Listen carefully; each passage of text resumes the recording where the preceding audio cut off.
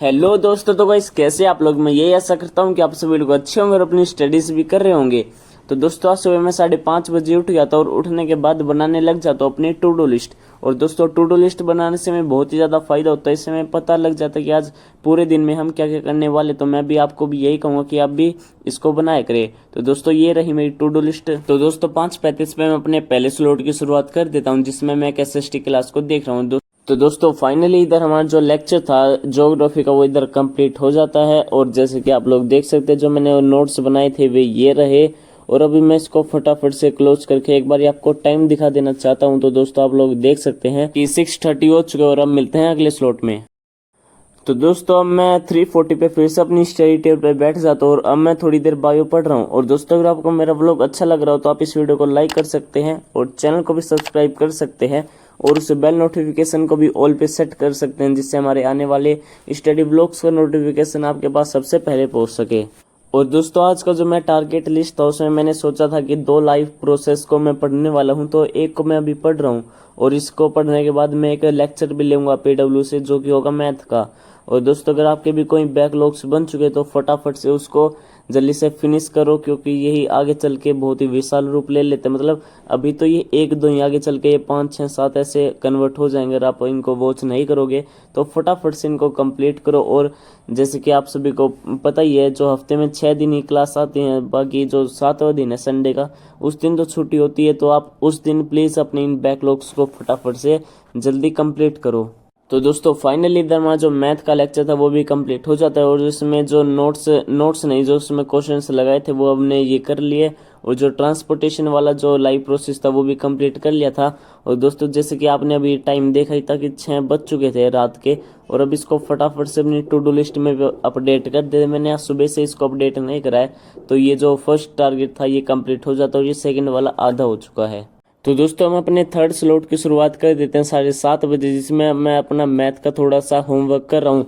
और दोस्तों ये मेरा होमवर्क नहीं है, ये मेरा पूरे के पूरे 10th क्लास का काम मैं अभी लेके बैठा हूँ। मैं आपको पूरी स्टोरी बताता हूँ कि हमारे जो 10th में एक मैथ्स मैनुअल करके भी एक बुक है और मैंने अब तक उसको परचेस नहीं करा था।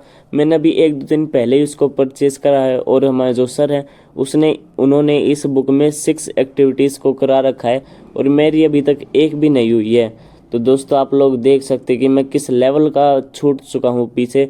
और मुझे फटाफट से इन सभी को कंप्लीट भी करना पड़ेगा, क्योंकि हमारे सर ने हमें बहुत बारी कह भी चुका है और खड़ा भी कर चुका है। मैं ग्राउंड में भी लेके जा चुके हैं और तो मेरा काम तो कंप्लीट है ही नहीं, तो मैं भी उन्हीं के साथ ही शामिल था। तो दोस्तों आप लोग समझ ही चुके हो, मुझे इसको फटाफट करना पड़ेगा। और दोस्तों अगर मैंने नहीं करा तो अब हम 1-2 दिन में प्रिंसिपल सर के भी दर्शन करने ही वाले हैं। अभी तक तो हमने नहीं कराया, पर मैं चाहता हूँ भी हम कभी करे भी ना, तो फटाफट से इस काम को फिनिश करते हैं।